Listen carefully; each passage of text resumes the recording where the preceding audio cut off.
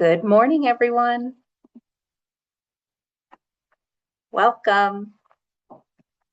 I hope everybody is getting comfy wherever you are. I hope you have a really cool mug.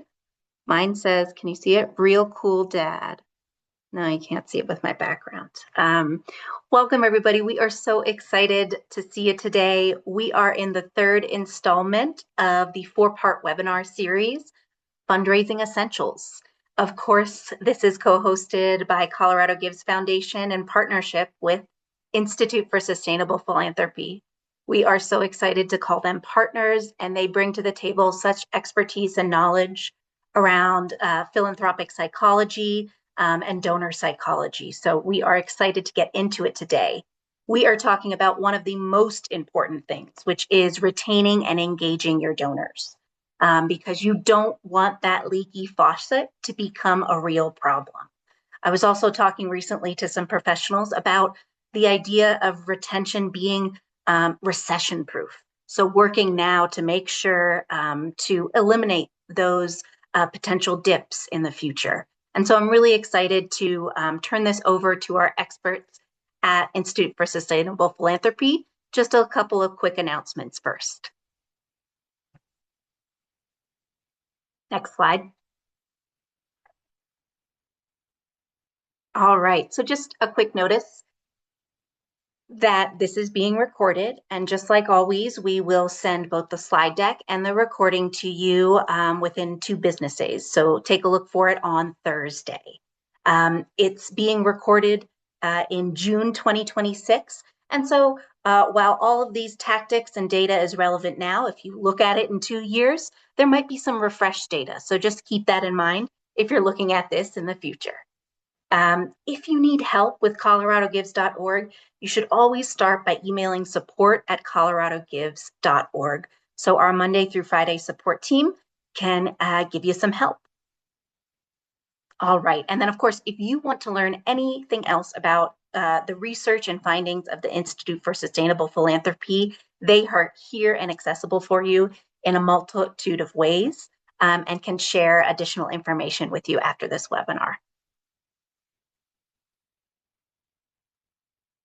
All right, last thing I'll announce here before I turn it over is I want to encourage everybody to take a moment, maybe after this webinar, I don't want to distract, but look at your schedule of events that are coming up for the rest of 2026. Do you have a gala? Do you have a golf tournament? Do you have an alumni fundraising event or tea party coming up? So all of these are relevant events, and we would love for you to submit them in this coloradogivesfoundation.org event form. This allows us to then put those events in front of our media contacts on a monthly basis. So we want to help you get in touch with media. And while it's not guaranteed that you always will get a spotlight by submitting this form, it's great practice to continue to feed our media partners with these wonderful events and stories that are happening. So if you have a sec, Katie's going to post that URL in the chat. Go ahead and submit any of your upcoming events that do or don't have an online fundraising part of it. If you want to include coloradogives.org event pages in your event fundraising this year, let's talk. And there's tons of resources on the nonprofit resources page for you to check out in order to do that. So that's all I had to say today. So without further ado, let me turn it over to Jen so she can talk more about the Fundraising Essentials program and what we're going to be doing here today. Thank you very much, Jordan, for that introduction. Charlie, if you want to go to the next slide. My name is Jen Shang. I'm a philanthropic psychologist. If you have never heard the term philanthropic psychology before, it's literally philanthropy, which Greek meaning means the love of humankind, and psychology, which is the study of the human psyche or the human soul.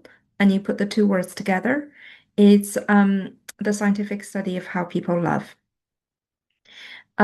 Why is this science important in giving?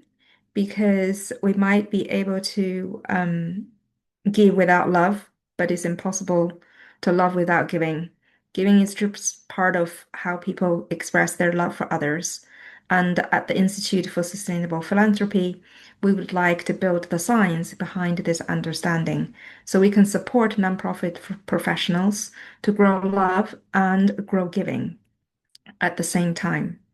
So in each of the four 90-minute sessions, today we're on session 3, we're going to share with you a little bit about how you can apply a scientific understanding into different aspects of your digital fundraising.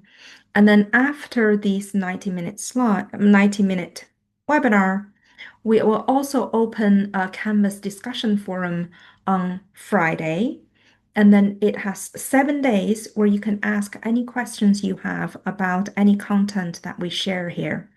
So it opens this Friday and it closes next Friday for this particular webinar. Of course, if you have any questions, you're welcome to ask them here.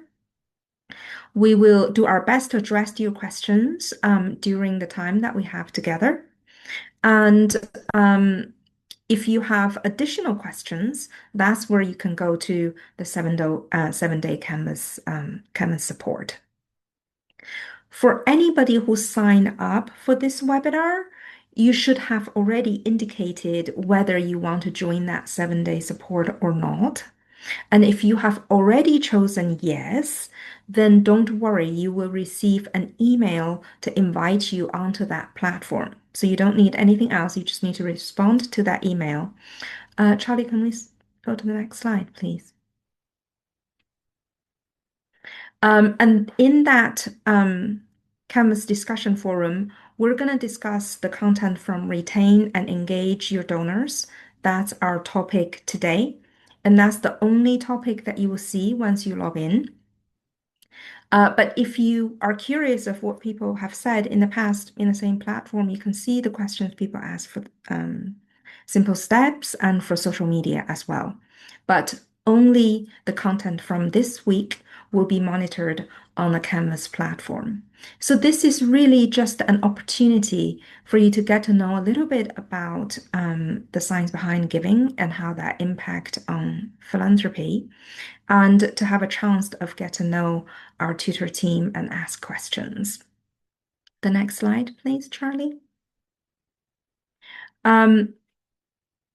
All of the discussion forums as well as the webinars, they are free to use, so you don't need to pay anything. And they open at 9 a.m. Mountain Time on the Friday, and they close 5 p.m. the following Friday. The next slide, please, Charlie. The email that you need to watch out for is simply an email with a subject line that says, do you want additional support from the Institute for Sustainable Philanthropy?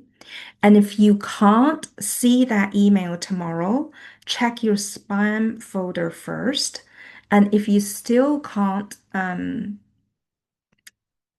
see anything, then you should type oh, sorry, pardon me. Do you want to, you should have gotten this email already. Do you want additional support from the Institute for Sustainable Philanthropy if you have chosen to join the discussion forum? If you have not received that email, please post your first name, last name, and email into the chat box. Our colleague here, Kate, will register your interest and send that email to you in your inbox. That way you'll be added to the discussion forum. And the very last thing I would say is that if you take a look at that email on the right-hand side that says notifications@instructure.com, that is the email address that will invite you to that online discussion forum. So it might help for you to add that to your safe senders list so it doesn't get blocked out of your inbox. But when in doubt, our colleague Kate Ball is right here. If you have any questions, please just go ahead and type them in the chat box. Kate will help you and will make sure that you can access to the discussion forums. Next slide, please, Charlie. In this week's discussion topic, you will post your thoughts on the top three improvements that you can make in your fundraising communications to retain and engage your donors in 2026. We would love for you to explain why you think those three improvements would be useful based on what you will hear from Charlie today. Next slide. If you like what you have learned here in the webinar, you can also go deeper into the copywriting class that we offer at the Institute with a 20% discount at $1,799 per participant. This is completely optional. You don't have to participate in the copywriting class. You can simply join the Fundraising Essentials 4 webinars. What the 4-week course does for you is that it is designed to take you in September to work through your copywriting leading up to Colorado Gives Day 2026. So if you have not done the copywriting class before, you can take this as an opportunity where you can assemble all the communications that you're going to use surrounding your Colorado Gives Day in September. And you're going to have 4 weeks where our expert tutors from the Institute for Sustainable Philanthropy will work alongside of you to support you to modify your writing along the line of what we would have been sharing in the fundraising essentials. So if these are the ways that you want to use to modify your communications to help your donors feel that you see them, you hear them, you care about them, and you love them, then that course is the place that you can practice how to put in everything that you learn into appeals, emails, thank yous, and any communication that they will receive. And any practice you do there is not only applicable to Colorado Gives Day, you can use them for your end of year campaign. You can think about them, how to build your donor communication moving forward. So it's an entirely open learning environment for you to practice fundraising, copywriting, using the science of how to grow love and grow giving. On this slide, you can see that little blue word here. It says you can register here for the course with a 20% discount. Once you get the slides, if you click on here, and Kate can also post the link here, is where you can directly access the 20% discount if you're interested. And if there's any question at all, Kate and our team will be right here at this email, say that's here for you at the Institute, at the philanthropyinstitute.org.uk to answer any questions you have at any time. I want to chime in here, Jen, just to say Mhm. that we've been partnering with you for many years now, and this isn't a new course. It's a foundational course that over 200 Colorado nonprofits have went through and also just raved about how it changed how they looked at speaking to, communicating with, marketing, everything related to donors. So if you have the opportunity, if you have the budget, and the time this September, I would highly recommend. And if you need some additional testimonials, I'm happy to send some your way. Just wanted to chime in there. Oh, thank you. Thank you, Jordan. The next slide, please, Charlie. So today, Charlie will talk about why donor retention is key to sustainable fundraising, help you build a simple plan to stay connected with the donors throughout the year. And I would say this connection is really, really important. And it is particularly important for you to think about how you do this throughout the year. Now it's June. It is not too early for you to reach out to your donors and to strengthen and warm up that connection for your Colorado Gives Day. Expressing gratitude to strengthen that relationship will always encourage future giving, even if you don't see the results today. And really put some thoughts into how you balance automation and personalization to stay time, but at the same time, to stay authentically connected with your donors. I hope what Charlie will share today will give you a lot of fruit for thought And I hope you will take the opportunity of the Canvas discussion forum to reflect on what you learned today, put them into practice, and let our team help you to reflect on further how you can practice the ideas. Without further ado, Charlie will start today's presentation. Thanks, Jen. Thank you so much, everyone. First off, I'd love for you to put in the chat if there's one thing you really hope you get out of today to make sure that we hit on it. I think Kate will chime in and read any out to me because the chat likes to hide when you're presenting. So, yes, we're going to go into everything that Jen said. And I also want to chime in on the copywriting. If you do have any personal development budget, it's just, or, work related development budget, it's just incredible and definitely foundational in my learning as well. So, we're going to look at retention. Keeping a donor is your highest value fundraising investment. And it definitely gets overlooked in a way that it's just not invested in enough. People are going, we have to grow, grow, grow, but investing in retention is growth. So, bad news, good news. Bad news first. Only 19% of first time donors will come back. There's better retention amongst Colorado Gives in general because you're on the smaller side, so you have a more personal relationship usually. But in general, across the sector, 19%. And that's more of a higher leaning donors are better at retaining.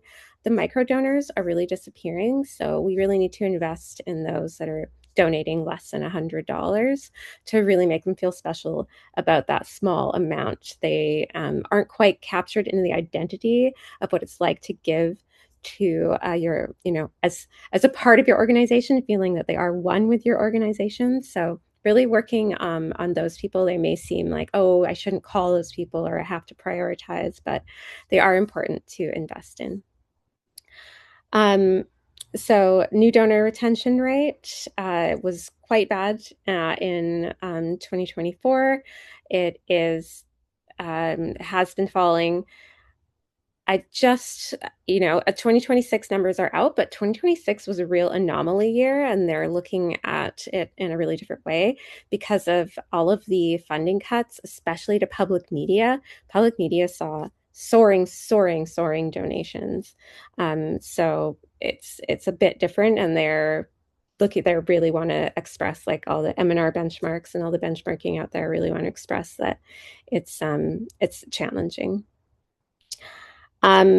So looking at acquisition cost to acquire a new donor, you're actually investing long-term, right? Because it can cost more to get a donor than you will get that from that first gift. So it can cost quite a bit, but when you're retaining, it costs only 20 cents. So you're actually immediately seeing a return. Why does it cost anything to retain donors? Well, you might be doing a piece of mail or sending them, or lots of organizations do remarketing to them online. So taking that audience and uploading it to something like Facebook and targeting people there to bring them back in and remind them that you are there. So generally we're working 7.5 times harder than we need to.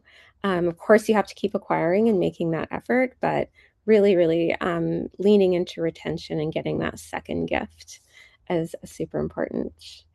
Great. So next step, before adding a single new donor campaign, build one repeatable thank you and follow-up habit for your donors you already have.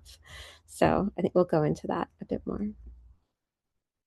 And looking at all of this to get and keep those donors and the people that come back and how long you have to get them to buy into what you're doing.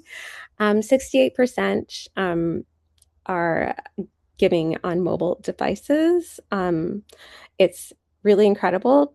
Larger donations are coming in on desktop still, but a huge amount of mobile giving, which means you get about 3 seconds for your page to load. for people might just opt out because it's loading too slow. So always making sure you're paying attention to how fast that donation form is populating. And looking at your email rate, it can widely vary. I think we've looked at all of like the average Colorado Gives participant, and it's on the higher side because of those small, tight communities, which is really amazing. So digital behavior is shifting, and especially with AI, super shifting. Inboxes are even busier. Looking at mobile giving is so, so important. Everyone's on their phone 24/7. So making sure that that's all coming into it. There's a lot of organizations. And if you're on MailChimp, this actually is a part of MailChimp that's really easy to get into those SMS thank yous. Of course, you have to have really strict permissions on that.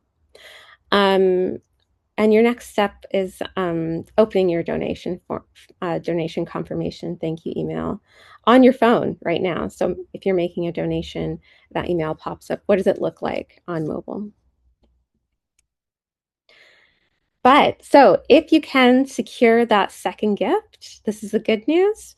60% of those people will keep giving. So just getting that second gift, no matter, small, big, just getting that second gift, if you can get it, 60% of those people retain generally.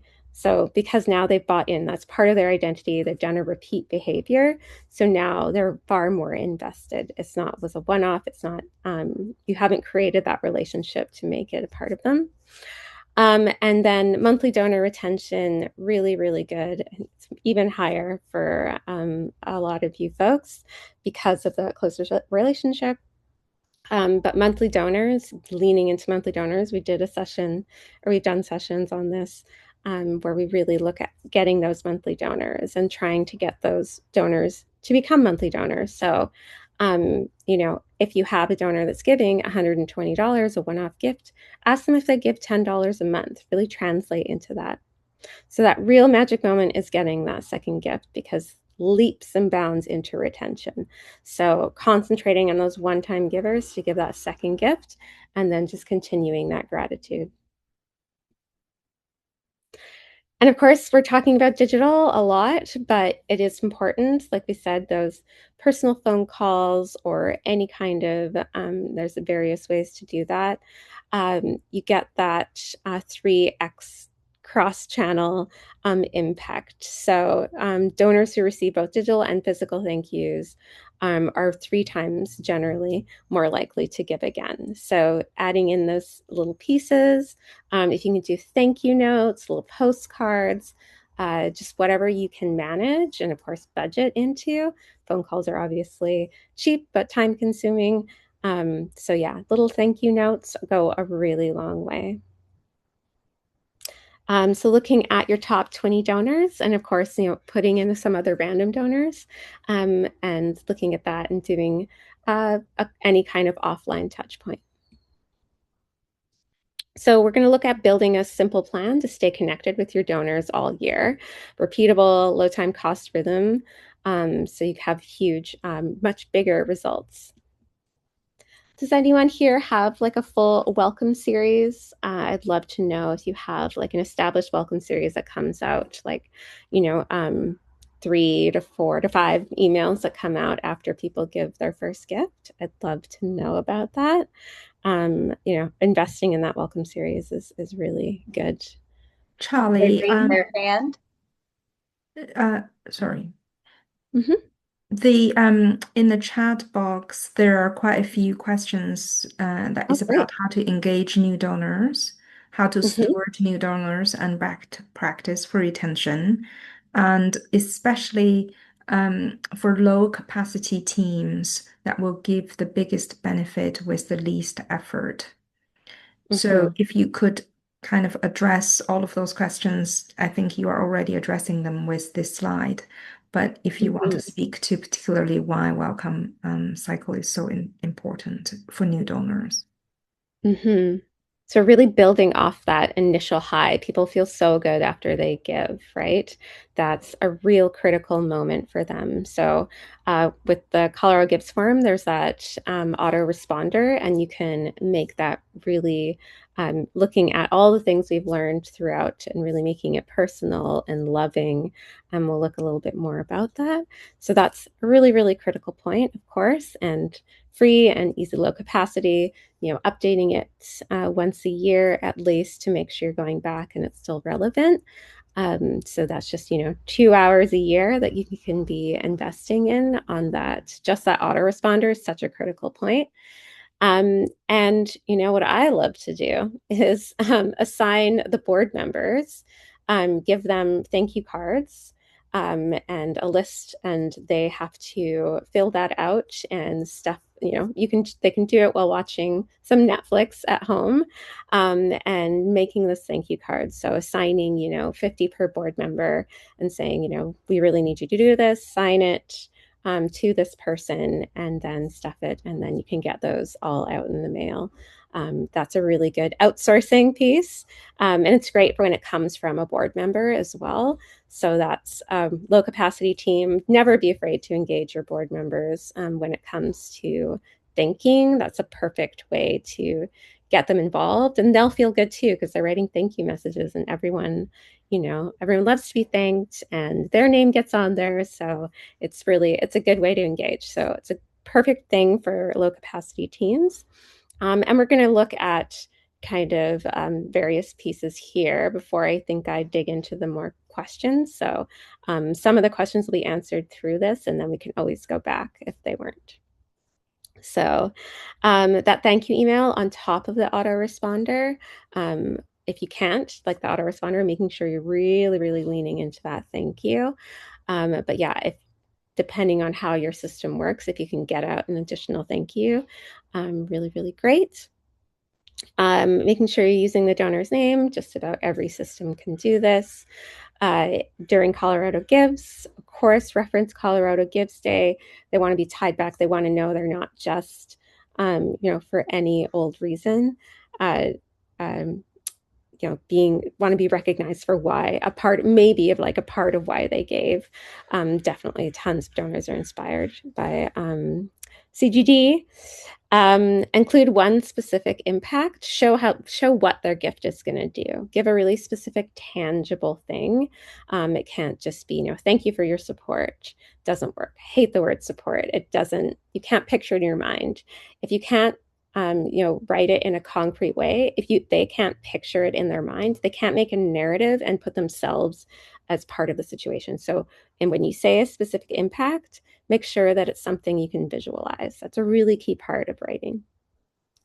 Sign with a real name and email, right? So making sure that it's preferably a single person, because generally we get personal emails are from one person. So making sure it's from a real person, they'll feel like it's a lot more natural.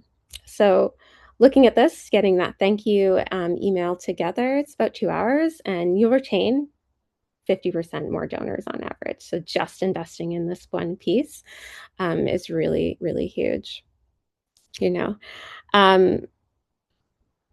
These 5 things can get you 80% of the results with 20% of the effort. So that kind of, when you're overwhelmed, this is like a really, really great piece. The thank you template for small teams. So looking at, the subject line is really, really great. Make it something about them, something inquisitive. Always think, why would they be curious to open this email? So you're amazing. I want to open that email. It's also a really good one is, tax receipt attached. People always will open those, and then you can lean into the thank you. But you're amazing. That second thank you, just really leaning in to let them really know. So thank the donor and reflect their identity, that they're really, however they're tied to, it's different themes for different organizations, of course. Show the impact in plain numbers and concrete outcomes. So stats are okay, but really kind of leaning into those concrete narratives. But if that $100 donation, it's going to help X amount of people, and people like a specific person, is a really, really great way to think about it. set expectations for what they'll hear from you next. So if there's newsletters or anything you think they might be interested in, how you're going to roll them out into the organization. If you always like do a little piece of mail, during this, if you really plan that out, being like, don't forget to check your mail, we'll send you like, or, there might be a little fun surprise in your mail, and a personal sign off, real staff member, and their contact info.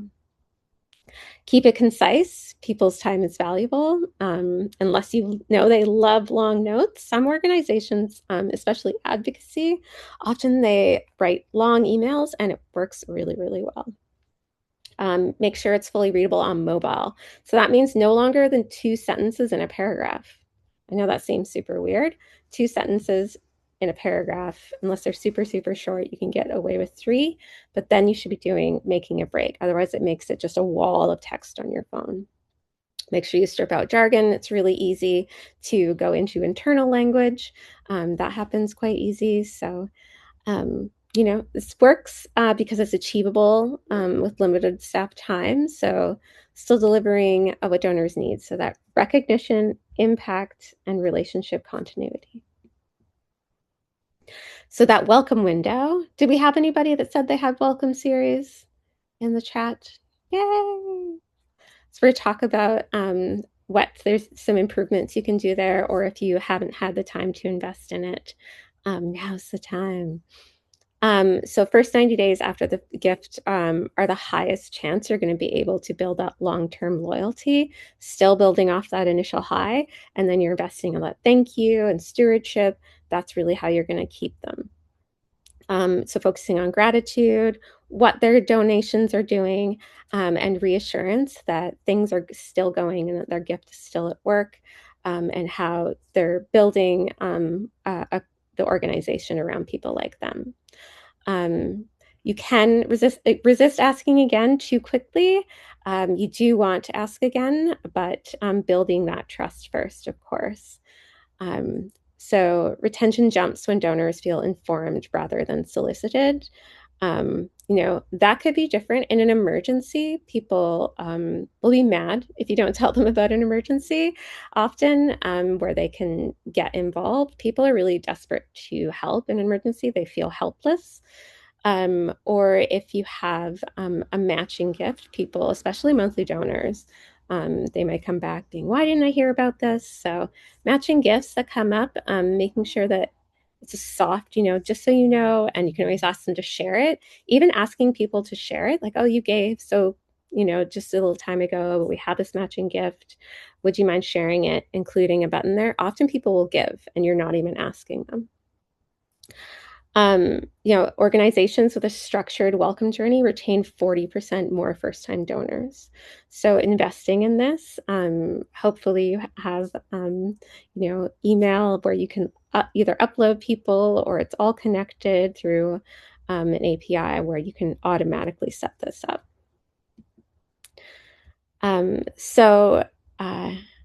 Setting expectation, this is going to be 1 to 4 hours a month, depending on how that goes. We've tied each phase into Color Gives Day calendar. So gratitude, it works really well. We can see like when you should be executing all of those things here. So leading up, you've done what you've done now. It's June. So July, October, I'm staying connected and pre-thinking going into there, because this is really leading up. They're about to get solicited across the board.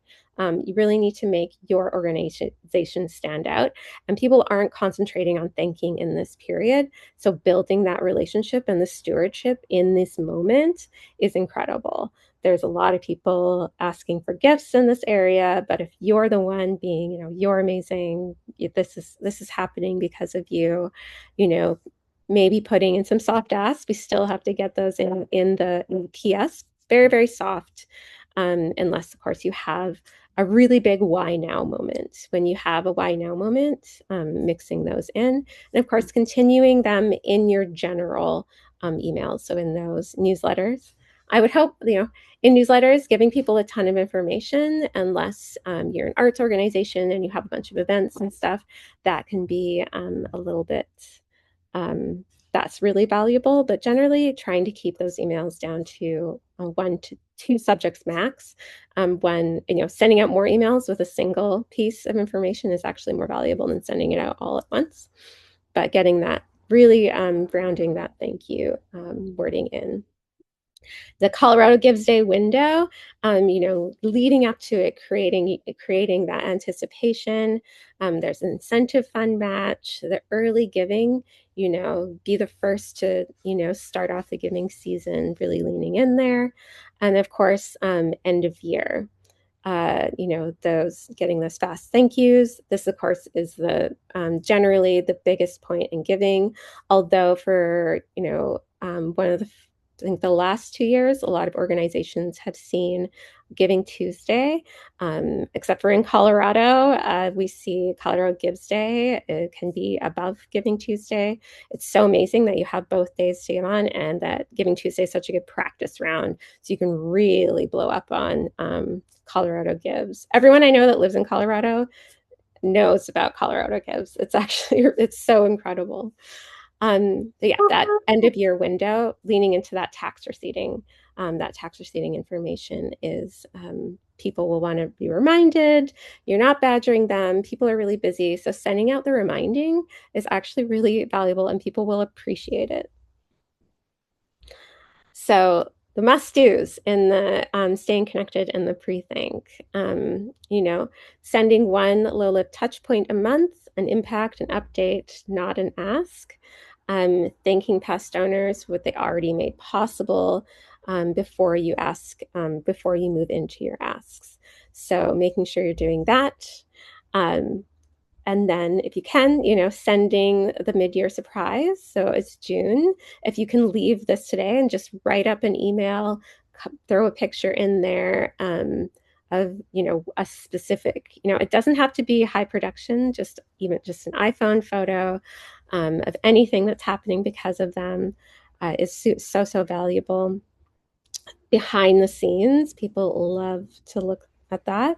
Volunteer opportunities, really great. Sharing those stories, creating those narratives. Volunteer opportunity, it's really great to feature a volunteer and the reason why they volunteer. Everyone has a really amazing story about why they volunteer. So if you lean into that, people think about, the special people that inspired them or things that happened to them, and that can really create a moment that connects their identity to the organization.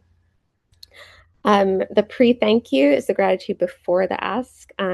Research from Jen and Adrian Sargent show appreciation triggers reciprocity, the warm glow. Donors thank sincerely before they ask, far more likely to give again. These really are critical. I know it seems like a lot, but just getting in those little thank yous, it doesn't have to be huge. It can just be, little stories or, something little that happened that day.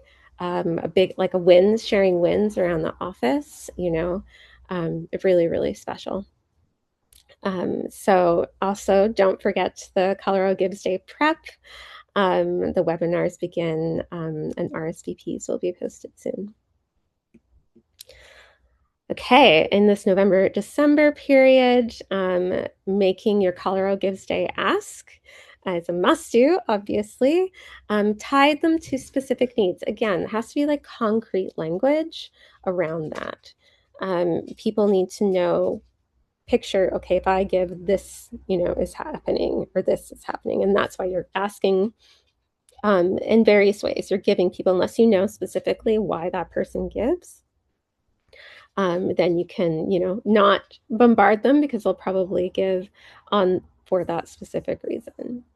If you can, reference each donor's past gift and an impact it had. So separating out the newly acquired emails from people that have given before. That's a really good segmentation to lean into. Promote early giving. It is really the statewide incentive fund. These two things, really, really valuable. Leaning into the why now. So giving them, if they're going to give early, why? Why is now a critical point? It can be, we're planning for the next year, and like the earlier you give, the better we can deliver the programs. That's a really good thing. And then what kind of program that is, we can know like how many people, if you give early, and there's just so much value in doing that. They're the first people to set the tone, and they're going to set it. And once one person gives, more people give. All this kind of messaging that makes them feel special, for giving early, really leaning into that. So yeah, referencing their past gift, showing what they accomplished. So, and kind of here's the acknowledge past gift, show impact, present new need, specific asks, and an easy way to give. So love the Colorado Gives forms. I'm an evangelist, no shame. They're really, really easy to optimize, embedding them on your page. So it's extra trust, around, that it goes directly to your site. Of course, like Colorado Gives has an excellent brand reputation. So if you don't embed it, that's also okay. But embedding the form, builds that identity and that connection. So an example, your gift last year helped serve 20 families through winter. Colorado Gives Day, you can do it again. Every dollar is boosted by the incentive fund. Would you give $50 to send one child to summer camp? Of course, this is in the later, months, so obviously trying to keep that ask relevant in what's happening. So if there's anything in the news cycle, always leaning into that.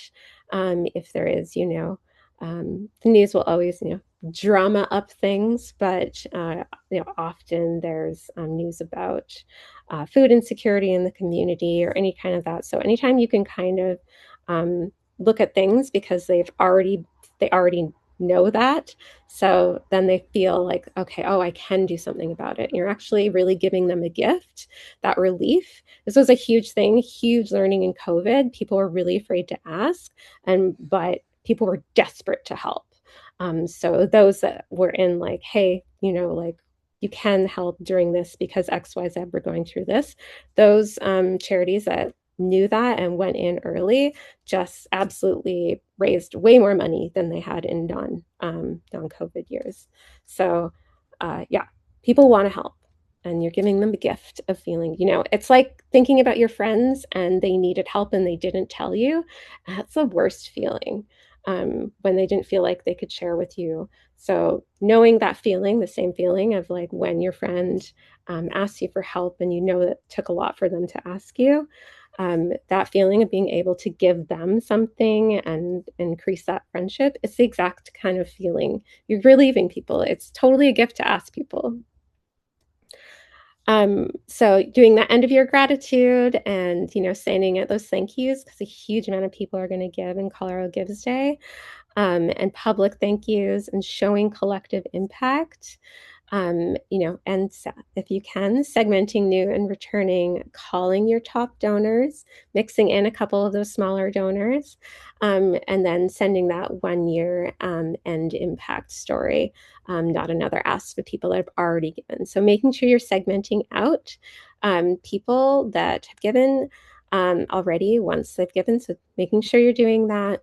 But don't be afraid to put that in, those last chances. Be like, hey, can you share this? Often people will give in it, even if they just gave. If you ask them to do a share, that's a really great little piece that's super easy. Just create a really quick variant instead of like adding the ask, erase, and say like, hey, you gave, already, how amazing, like, how much this work means to you and to us. Would you consider sharing this? And then putting in those little share buttons. Charlie, I have a quick question that I get a lot. Would it be okay if I Mhm. interjected? Yeah, please.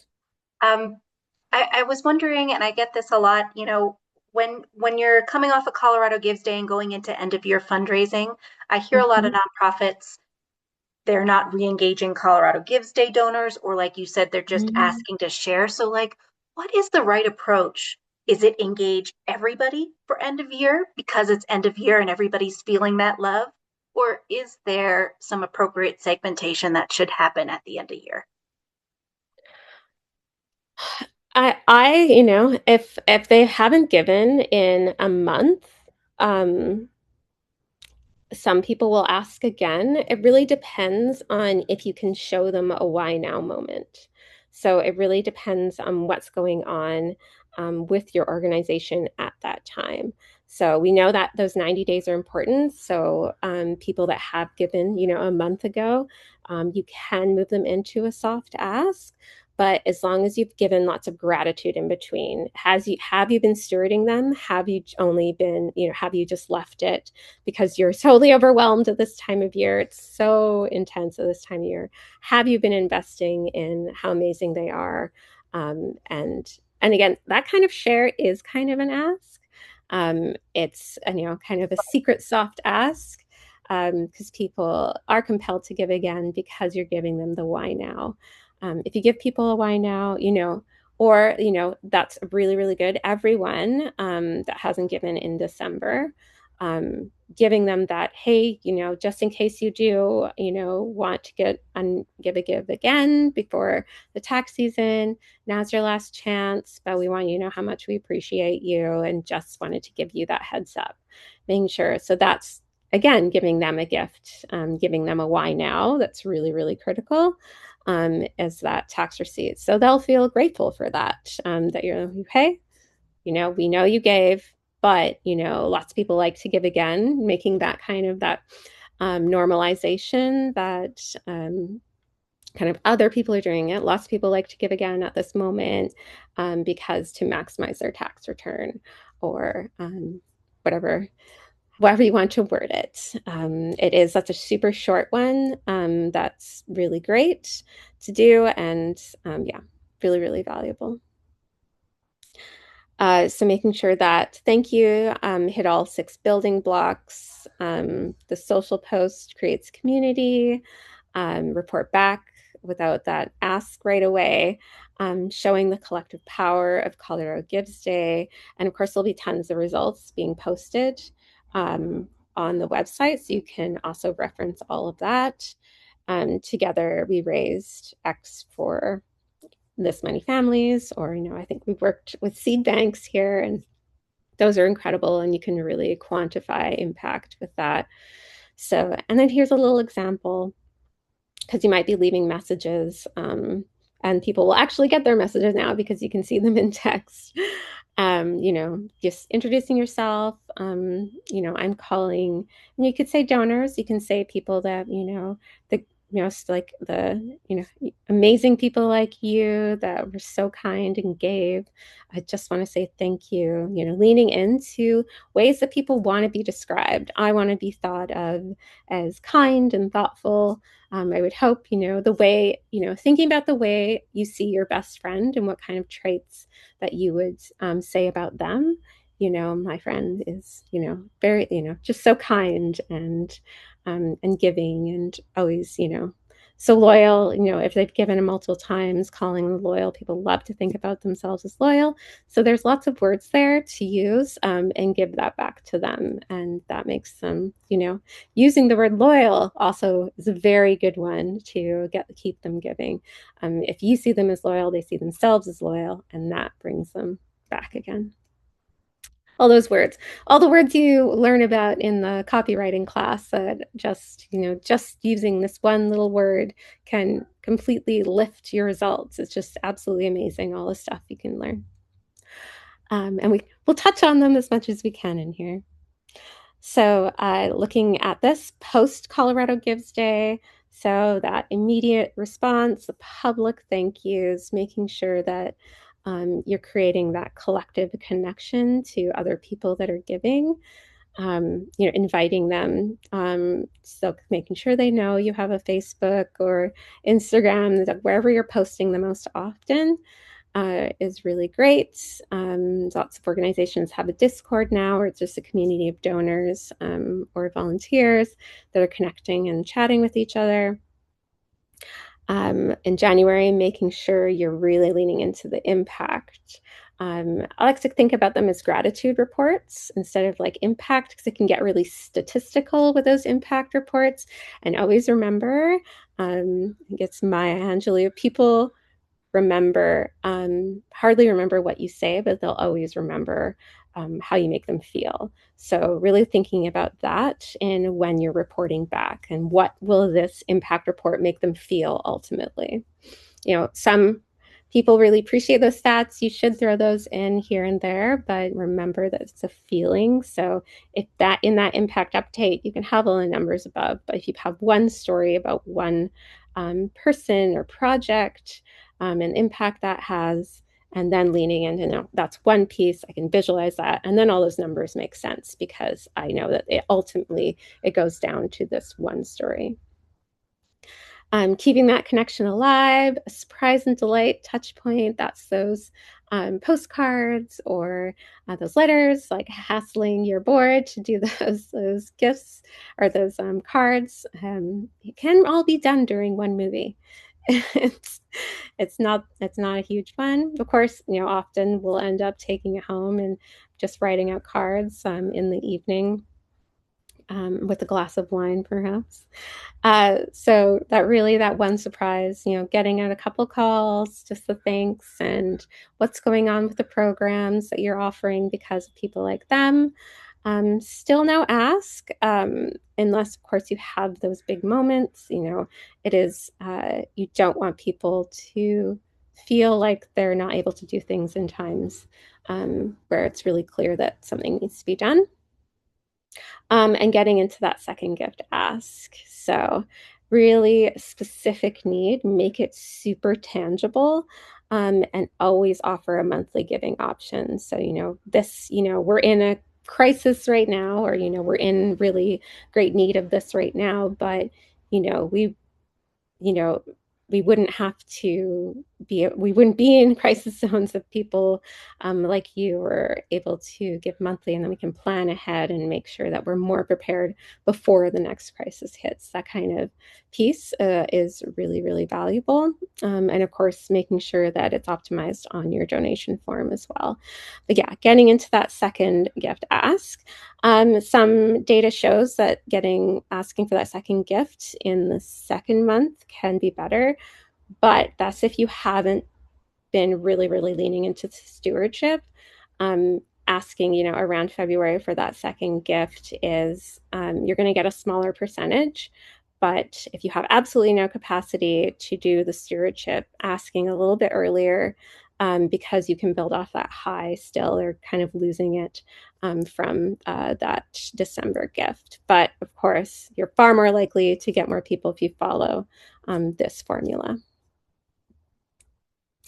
And then tracking what works. This is really valuable for those people that you're doing those extra touch points for. A simple spreadsheet, I know it can be, a reminder to update it, but even if you just do a small sample, so just looking at the people that um, you have called, so it's just the calling people or it's the postcard people, and then looking back, in a year or in 6 months, looking back and seeing, okay, well, here's the average overall of people that gave again, but when I look at these people, what was the stat on these people giving again? Because then you really can make a case for the time that it takes to do this. So if the lift, was massive on here, and it's all about making a case for support for leadership and the time you need to do it. So having hard numbers for leadership is so, so valuable. I always think that that's a critical part that we forget. We know it works. How do we sell it to our bosses to say, we need to do this because here's the facts? That really, really helps. And taking some stats from today and saying, this is what all the stats say. We know this works. How can we work this in? We know these things aren't working. Anything that you can look at a couple data points and saying like, okay, we know we did this thing with these people last year. Did it cause a lift? So looking, downloading everything. What was the average gift amongst these people? And then we did this thing with this people. What was the average gift? Looking at just trying to see, getting a couple data points. That's where you can really lean into getting the resources, making the case so that you can ask the board. Maybe they don't want to, leadership doesn't want you to ask the board to do anything, taking this to them and being like, look, we know this works. Here's the stat. If they get a card, we don't have capacity. If it comes from a board member, board members probably want to do it 90% of the time. But maybe there's one really keen one that wants to do all of them. That happens a lot too. So you can't improve what you don't measure. So simple tracking, takes a couple minutes per donor. Maybe this is already all in your CRM. It's being tracked automatically. That's amazing. It can show you exactly what's working. So looking at that, what percent made a second gift, beat the 19% average. But that's something you can also take to leadership and being like, look, we're doing so great. We've added a couple of things, what can we do to get more support on all of those things, and also if you're getting volunteers in, being like, letting them know exactly, if they're helping, stuffing envelopes or stuff, like showing them, being like, you help raise this much more because you come in and do this, and we get to do XYZ programs because of that. You're creating these programs. That's what's happening because of you. And it's, super incredible to do. So high touch points, if you can call a video thank you. So sending out an email that has a video thank you. It's just a talking head. So just having your executive director saying thank you, why they're thanking them, giving a specific impact and what it means to everyone there for their support. So that one talking head, that's how people are used to it. There doesn't have to be a fancy video at all. It's actually even better to do that kind of talking head. If you have like the program in the background and they can show a little bit about what's happening, that's great too. Even a volunteer, just, that maybe people aren't comfortable being, I'm a volunteer and all this great stuff's happening. Just a talking head video goes a long, long way. It doesn't have to be huge. That call, a good talking point in the call, if they are really engaged, is always, why are you passionate about this cause? And if you can track that, then you get to know exactly, if you ever call them again, then it's a really great way to ask them for another gift, is just leaning into what makes them passionate. And you can put that in your spreadsheet or preferably in your CRM. Use free tools like Loom or Canva's built-in video, or just doing it on your iPhone, super valuable. Those high touch points still matter. An immediate retention lift of 15 to 20% for donors who receive personal phone or video thank you. So if you of course, can do that really, really personal thank you where you say their name, but I know that can be quite challenging to do at a high level. Of course, monthly donors deserve special care. Their lifetime value is 3 to 4 exponentially bigger than a one-time donation. Creating, marking, their 1 year, 2 year, 5 year anniversaries. If you can mark that, sometimes your CRM will say, hey, so-and-so's anniversary, and you can do them in chunks. Right. So just in the last 3 months, they've become a 1 year, they've given for 1 year, super valuable. And if you can hear some barking in the background, I apologize. These anniversaries really matter, and you'll retain longer. They want to be recognized. Automated anniversary email is really great. One mailed card for major milestones, especially that one. And the 2, 3 years are really critical. 2 is a really good one because lots of donors will drop off after that second year. So that 1 and 2 years, definitely 1 and 5 years. If you only make it to 5 years, they're probably just going to keep giving forever. Keep it simple but personal. 5-year retention climbs sharply. And after the 3rd thank you milestone, it's really signals that you're paying attention. You see them as loyal and they want to be seen as loyal. Include a short donor story or quote on their anniversary is really, really nice. Do we have any questions that are pertinent to any of the slides at this moment? I know we'll be doing a lot of them at the end. Yeah, there are quite a few people asking for communication plans, but Mm-hmm. like you have especially communication plans to help with retention, but I think that's what you have spent your entire webinar addressing. So if there are additional questions based on what Charlie has Mhm. already shared, if you want to ask in addition, we can put them along here. But the rest of them are quite specific. Charlie, I think you're welcome to just proceed and I'll organize them at the end. Yeah. Okay. And if you attend other Colorado Gives webinars, we do have really specific spreadsheets that are super specific with weeks and days where everything comes together and the optimal times to put things out. We have some really, really great resources throughout. So continuing the webinars, just like each one offers such a huge piece. So super valuable. If you haven't gotten through all of those, they're really incredible. That's a great point, Charlie. Maybe I can see if we can put that resource in the post-event Mhm. email for everyone since it's already created. Yeah, we have Mhm. about 30 minutes left, so hang tight, Okay. everybody. This is amazing content, and then Mhm. we'll get to as many questions as we can. And if not, that's what the Canvas engagement is for, which opens Friday. Awesome. Okay.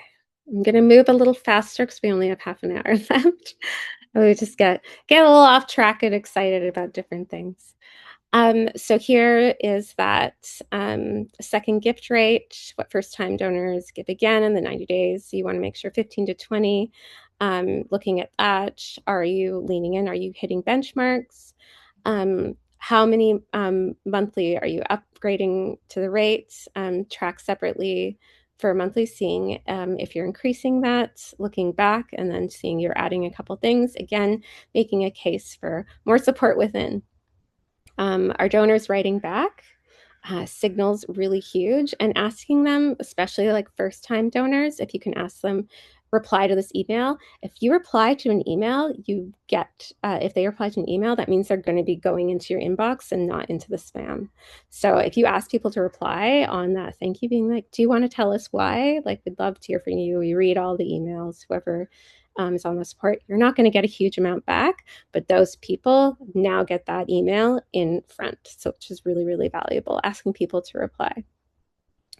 For impact pages or surveys, what percent are finishing the action? So you look at your analytics, how many visitors versus how many people are actually, adding their email or making a donation. Are donors retaining at 6 and 12 months? That's your ultimate metric. We want to know if they're retaining. So there, these all the data points to measure. What to do with those data points? Double down on what's working. Huge. If you see, okay, this signal here, you're looking at differences between who's retaining and who's not. If open rates drop, check the subject line first. Is it clear? Is it donor focused? Does it inspire curiosity? Is a really big one. And then making sure everything's as personalized as possible, at least putting in their name. And then your relational tone is working. If reply rates rise, that's really, really good. That means that you're deepening that relationship. You're getting to the top of inboxes. If nothing moves, simplify your welcome cadence before adding steps. Less communication done really well beats more done adequately. But if you do have capacity, if you see people aren't engaging, like specific people aren't engaging with email, it doesn't mean you should email them less. Actually means you should email them more. It's totally counterintuitive. But that means if you're emailing them more, also the content has to be good. It can't just be nada. But people that are opening a ton of emails, they can actually be emailed less because they're super engaged. But if you don't have capacity or just kind of emailing as you can email them in bulk, it is what it is, right? Just making sure that language is best it can and that those subject lines, and it's really donor focused and giving them that concrete messages. So using gratitude to strengthen relationships. Let's kind of lean into that. So that these kind of parts through your welcome series and those that have them can kind of really look at these and making sure that your series offers this. So that Transaction is like a confirmation, but you want to make sure that they're seeing gratitude. The making sorry acknowledge plus positive emotion, recognition of specific donor and their choice, celebrating the donor identity and values, which will match along with your organizational values. That's why they gave. And then kind of integration into a collective mission narrative. So the larger story of shared love. So making sure you're hitting all of these points in the various different levels and making sure you're delivering. Spot your current level by reading your last thank you email and seeing how many points these meet. And then you can see where you're at. Is it moving up the ladder? How do you do that? What kind of language can you include? The various types of love. People feel love in different ways, and there's various ways to give love. So the playful, light, joyful, spontaneous communication that sparks delight, a huge win for your organization, just celebration and how, that's going, like a program launched or you've, been able to serve more people than the year before, that's so amazing. That passionate love, deep emotion, sensory, this is really leading into, the lives that you've changed. Self-kindness, gentle, affirming messages, that nurture donor well-being. If people feel taken care of by you, they're more likely to retain. Familia love is like warm communal language, creating connection. And then pragmatic love, grounded, dependable communication that kind of reinforces trust. So making sure you're delivering those gratitude reports and making sure that they feel all the kinds. So each type has a different texture and serves different missions and moments. So looking at when is it appropriate to kind of lean into this. Playful love isn't often great during your crisis. You want to lean into various tones. So, the cost of silence. So that, again, the 82% of people are people that will never give again on average. But, 4x on the people that receive acknowledgement within that 48-hour window, just making sure that they're, feeling that love. Gratitude is behavior, not sentiment. Let's remind ourselves of that. It's actually doing actions. People need to feel that. It takes usually 5 years before people are ready to give a major gift. So looking at that stewardship that comes after fundraising, right from your first thank you, will lead into that 5-year relationship. Reread your current thank you with one question in mind. Does this open a relationship or close a transaction? Is it like, this will be done with your gift? Thanks. It's not, on building into a full narrative. People think in narratives. First-time donors emphasize welcome, belonging. Repeat donors, looking into the segmentation, acknowledge their loyalty explicitly, reference their giving history, show cumulative impact. Monthly sustainers, celebrate their commitment, their loyalty, exclusive updates, give them a behind-the-scenes snap. Or sending out things, if there's the match and stuff, being like, we're telling you before anyone else. We're telling you, if you can send an email, the day before to your monthly donors, being like, you're the first to know. We're going to tell everyone else tomorrow. That kind of little thing to make them feel extra special. It's not a huge lift because you're still going to send out that communication, just doing it a day early to this segment. Obviously, major donors need real physical touch points, creating, printing out that impact, writing a personal note, getting that out to them, and your corporate donors and all of those things, just making sure that you're giving them, the full report treatment. So small, steady gratitude compounds. From one additional thank you, you can see a 30% lift in giving. That's 6-month messages, the duration of the enhanced gratitude, in various tests can just lead to huge results. So period over which the revenue increase. So looking at that 8 months, look at your 8 months in the same period previously to when you started adding more thank you language and looking at that. So this isn't about volume necessarily, it's about rhythm and care. So making sure it's consistent in your thinking. Mobile givers are giving while standing in line. So riding transit, multitasking, a thank you, must communicate warmth and impact in just seconds. So making sure using those short paragraphs and making sure it's super, super readable, and that they're getting it quite quickly. If you can put in that additional opt-in for texting, is a growing piece and can be tied into Colorado Gives really well. There are TCPA rules around that, so you can't use broadcast messaging generally.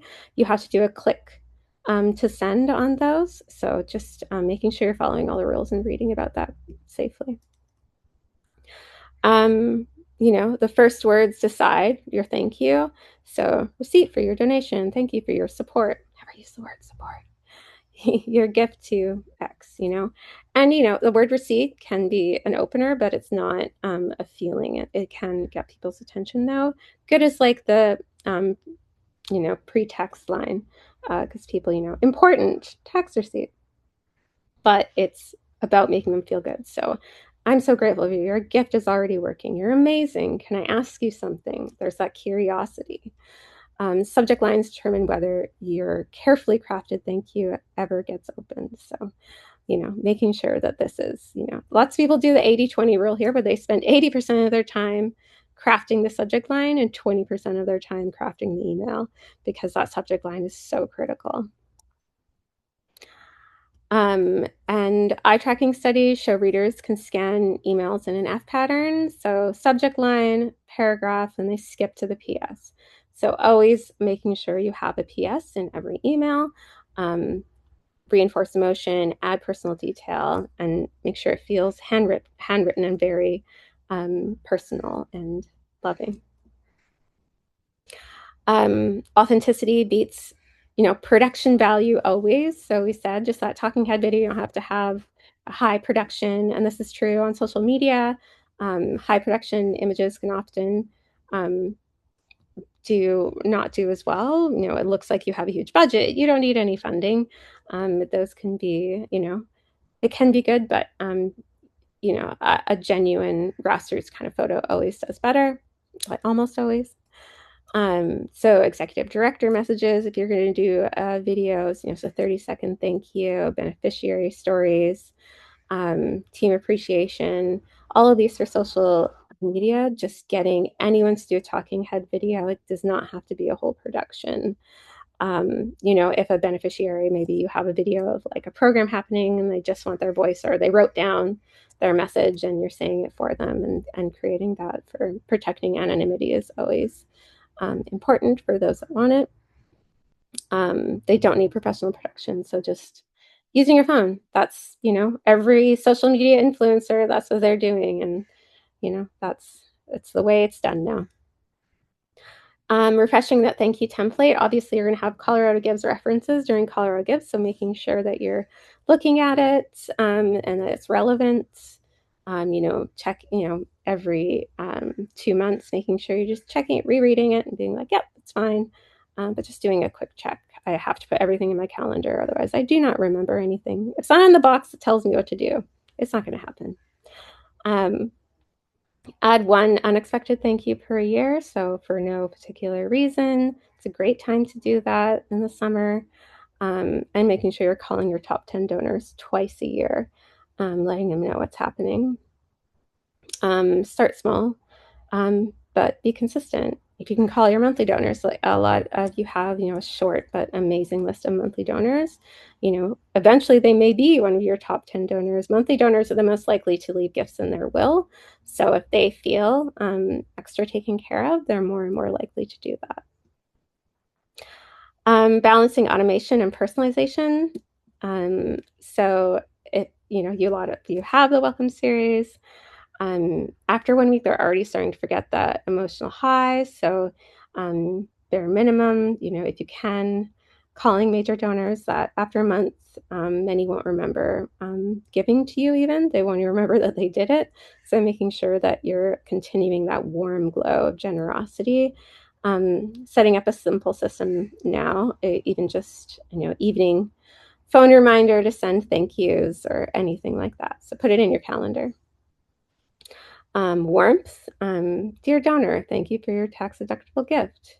Dear Sarah, your kindness yesterday made us do a happy dance. Those kind of really translating. It sounds cheesy, you're going to be like, ugh, this is too much, but it works. It totally works. I promise. Cheesy works. It's not cheesy. Sometimes feels cheesy. Using their first name, referencing if you can, an ideal, care about who they are, really knowing them. So if you make a call and they said they give because of this, or you always see that they give to, if you have separate pieces, food insecurity versus housing versus however you break up. If you see that they always give to that one specific thing, if you can segment out to give them those messages, that's the top level you can do. If in that ideally, your generous gift, reference Colorado Gives Day specifically in there. So your gift for this, and showing you remember their giving history again. So why they give, we know that you really care about this and, your third year supporting us. Really, really amazing if you can get the capacity to do it. Checking in. Oh, 5 more slides. How are we doing for time? 15 minutes. Sorry, 15 took me a sec to unmute. We're doing great. Okay, great. We're right on track then. So that impact, don't be vague. Please try to be concrete in the language. Please read your email and see if you can picture it in your head exactly. I always make my spouse do this. Can you quickly read this? It's like you have those short impact emails. Like, can you picture what this actually means? Like, tell me what you picture when you read this. If you can, he gets told to do things. And I really appreciate him. Your gift helps our programs, Your gift bought 10 books for our mobile library that visits rural Colorado communities. Incredible. That means a lot, and it's served, this many kids will get to enjoy, or however you're putting it. So that specific outcome, mini story, someone making, people or, is always at the center ultimately of our programs, or animals, of course. And that, ideal one day would be that video impact, video. It's huge. The AI transition, a YouTube presence will push you up in your AI search massively. So if you were to expand anywhere, if you do have the capacity, those talking head videos, anytime you're putting a video, making sure you're putting it on YouTube, maybe you won't get a ton, you're not going to get a ton of hits unless you're, really committing to it. But the fact that you're on there, every, word from video gets put into AI. They crawl YouTube like crazy.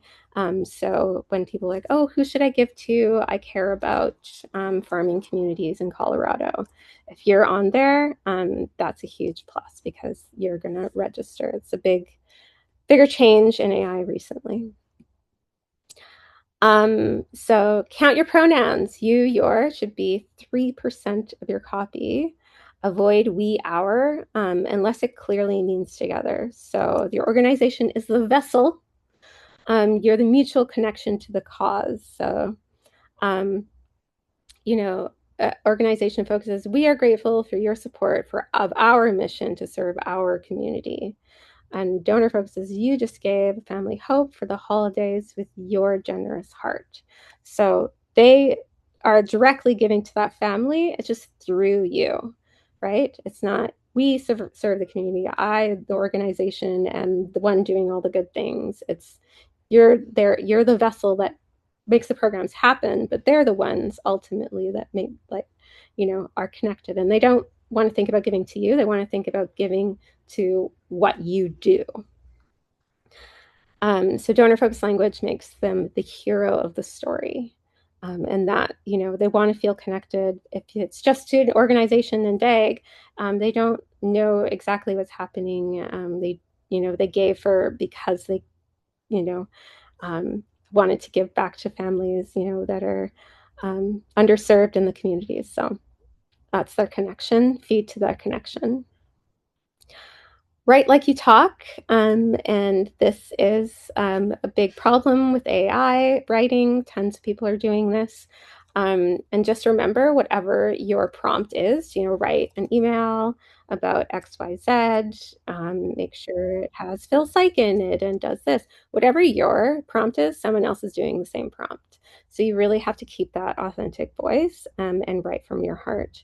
It's okay to use it to get off a blank page. I don't know what to write about. It's an idea partner. And a lot of us work from home now. So it's like the thing you would ask the person next to you, that's okay. But if you're having it write all your copy, you're just another generic voice, because everyone is doing whatever you think your unique thing is. It's not, I promise.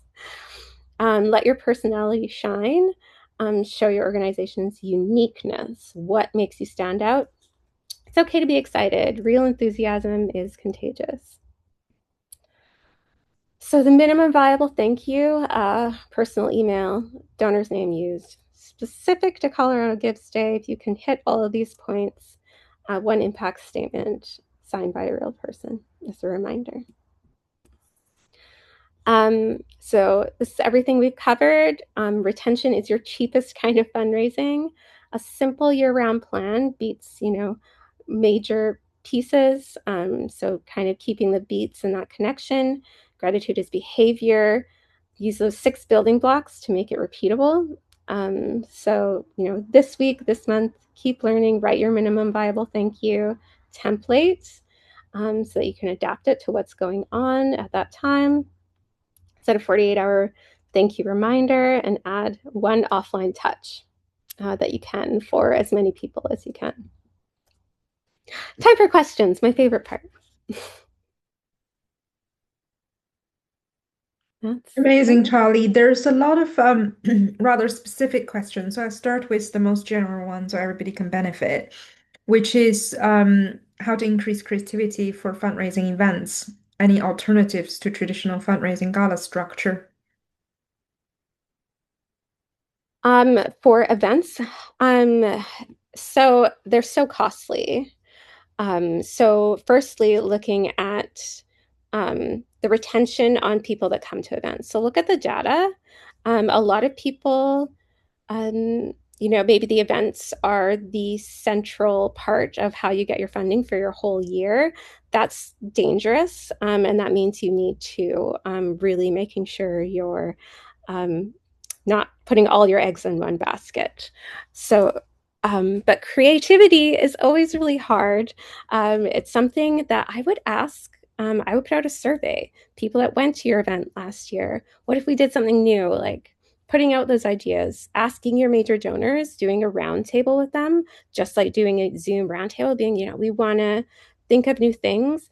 People that give to you, your major donors, they have amazing ideas. Like what would they want to do? What would they enjoy? Because then they're invested.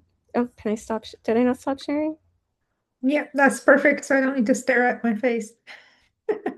Everybody loves that, right? um,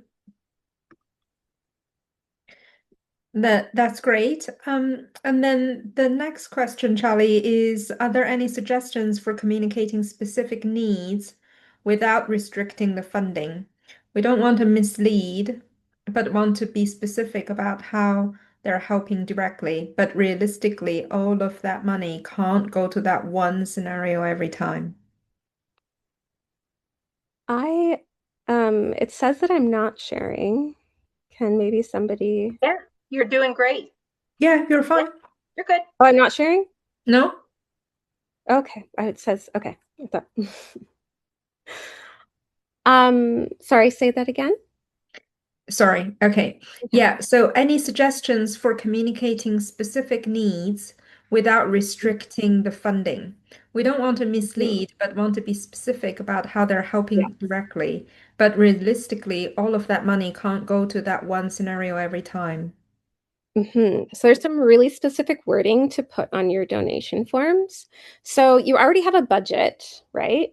That you've set aside to do this activity. So on your donation forms, putting in, anything raised, in the case that anything is raised above and beyond what we need for this program, will go to the next greatest need. So anything that goes above that budget, when you hit that budget target, that means everything else is up for grabs.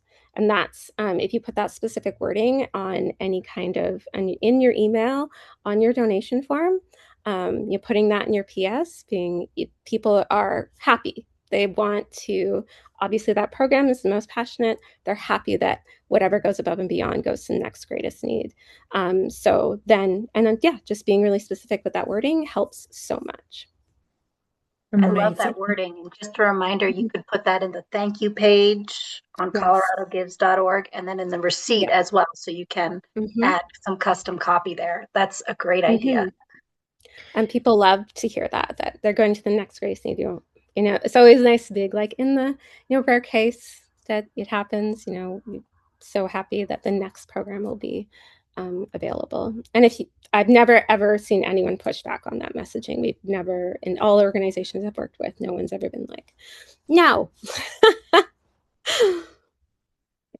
Okay, we've got three more questions. I don't know if you can squeeze all of them in, but we can try. We can With, try. with the large standard tax reduction, does that statement about giving for tax benefit really motivate donors? Depends on the donor. It's it's serving as like a technical reminder that people usually set aside a gift for the year, or they know they want to do something. So maybe it's not just for tax benefit. It's also serving as a reminder that they if they want to give that year. So it does, and this is really, it can be really soft. It can be partly about taxes, but also just doing that. Making sure you're saying, we know it's not why you give, that wording specifically. We know it's not why you give, but any benefit that you can get from this, we just wanted to remind you that there is a small piece there. There's one follow-up on the what about in the thank you though, saying your gift provided XYZ, the funds aren't restricted. Is it fair to say? You can say, so again, it's about that kind of language where your gift will be used for something like this. This amount provides something like can provide. So it's not does provide, it can provide. So make careful with your wording. Making it tangible is great, but that amount is doing things like this, and so much more, using your Okay. wording to say, this is what it can do, so that they can picture it. Then that is, yeah, use your words. One final question. A fear around celebrating anniversaries, automated, parenthesis automated, or Mm, even first-time donors. Is it is if someone gives under a new email or has multiple profiles in our CRM? mm. The deduping. The deduping. Yes, Charlie, what's the answer? There is no good answer. I mean, it's great. because you'll get that feedback being like, oh no, I'm so sorry, and they get back to you, they're re-engaged, you get to have that conversation with them and then make them feel, so you get that touch point back and be like, oh, you're giving under multiple things. It's so amazing. Let me like fix your profile and personally thank you again. So you're actually creating a touch point. It's good. I'm going to say it's good. And we can merge accounts in coloradogives.org. That's something that the support team would do on any donor's behalf. Mm-hmm. That's a good, like, if you can get any student volunteers being like, hey, go look for matching addresses. Yeah, so hopefully there's some good takeaways. And of course, like all the questions you can put into Canvas, super valuable feedback there. Anything that we missed or anything you want to go more into, there's tons of resources. Absolutely. Thank you so much today. Oh my gosh, thank you both. This was awesome. Thank you, This is what we're everyone. doing. We're planning and plotting to support you guys. So get in touch. Let us know what you need. Bye, everybody. Have a great week.